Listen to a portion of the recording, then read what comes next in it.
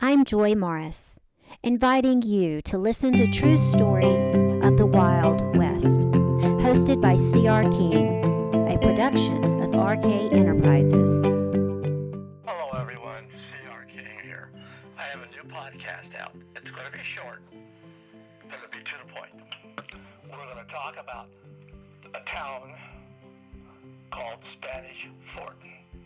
Actually, there are two towns by that name. We'll get into it.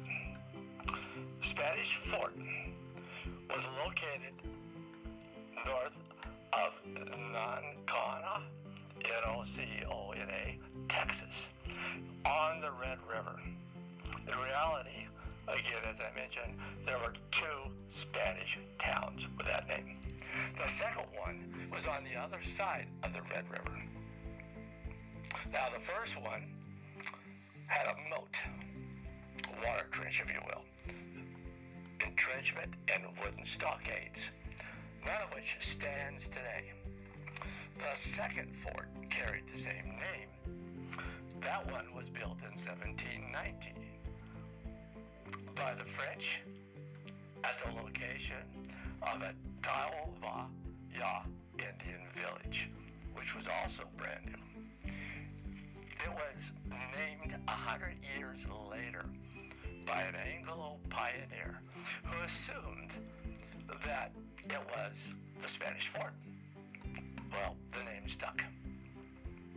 The village was newly established, as I mentioned, and the French moved in.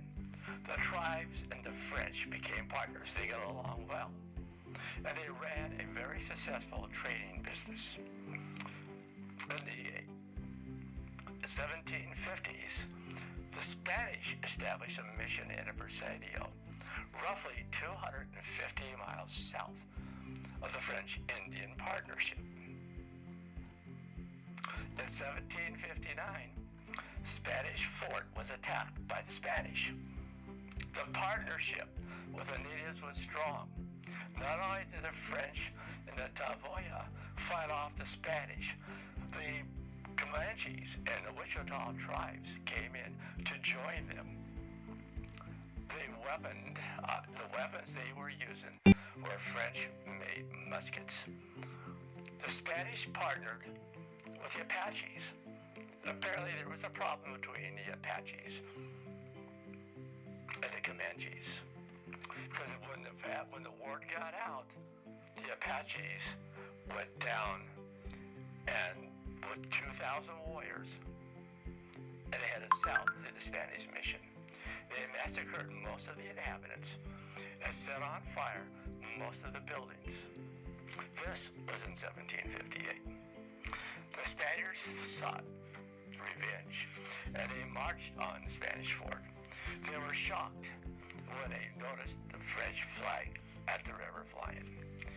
The battle lasted for 4 hours. The Spaniards retreated to the Presidio. It was an 18-day trip. They left behind 2 cannons and their supply wagons. The Indians were harassed.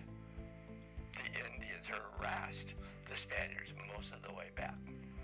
The Spanish abandoned their buildings and they left, never to attack the Spanish fort. In summation, the victory gave the French its claim that their territory was permanently established to the south cut of the bank of the Red River, which leads to the establishment by treaties between France and Spain. This eventually led and adopted into the Louisiana Treaty. Napoleon Bonaparte was fighting the British, and he was losing. He needed funds to continue the battle. In a way, the battle between natives with the French versus the Spaniards led to the purchase of the Louisiana Territory on April 30th, 1803.